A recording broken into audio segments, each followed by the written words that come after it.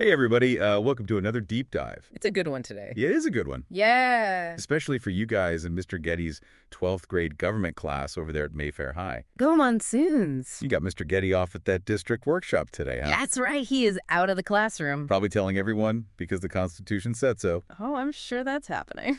So we're here to take you through a little deep dive into what Mr. Getty wanted you to do today. Yeah, we're going to break it all down for you. Make sure that you guys are staying on track even though the big man himself isn't there. And he left you guys a really fun agenda. Oh yeah, this is a good one. Yeah.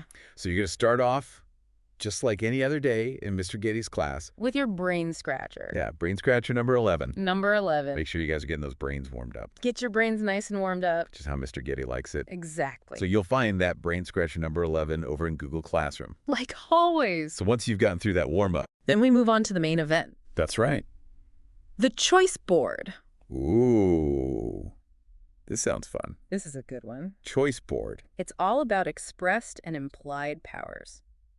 So it's all laid out in a Google slideshow for you. Yeah. So you're going to choose 4 expressed powers from a list on the main slide. Okay. Each of those powers links to a dedicated slide. With videos. That's right. C-SPAN Constitution clips. Yeah, you don't have to read those old dusty textbooks today. No textbooks. You get to go straight to the source. Straight to the source, primary sources. So on each slide, you're going to watch those clips. And then you've got a job to do. Yeah, You're going to explain the expressed power that you chose in your own words. that's right. Like no copying from the Constitution. We want to see what you understand. Yeah, show Mr. Getty what you've learned. Exactly. So then you're also going to identify an implied power Yes. that's mentioned in those videos and write that down too. So I know what you're thinking. Yeah, this is where it gets tricky. What is the difference between an expressed power and an implied power? You're like, what are we even talking about here? So think of it like this Article I, Section 8 of the Constitution. Right. It says that Congress has the power to coin money.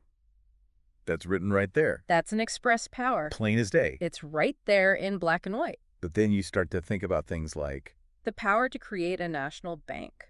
That's not written in the Constitution. no, it's not explicitly there. No, but that's an implied power. Yeah, so the Founding Fathers knew that they couldn't predict everything.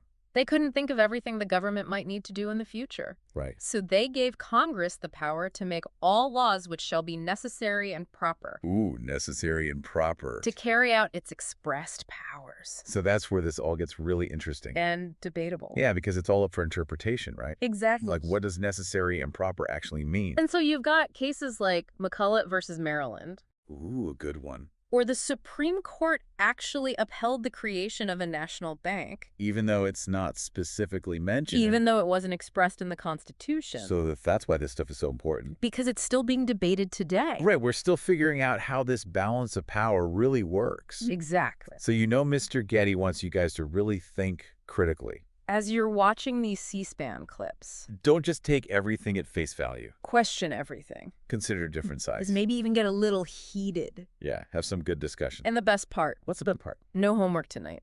Yeah, no homework. So take some time to reflect on what you've learned.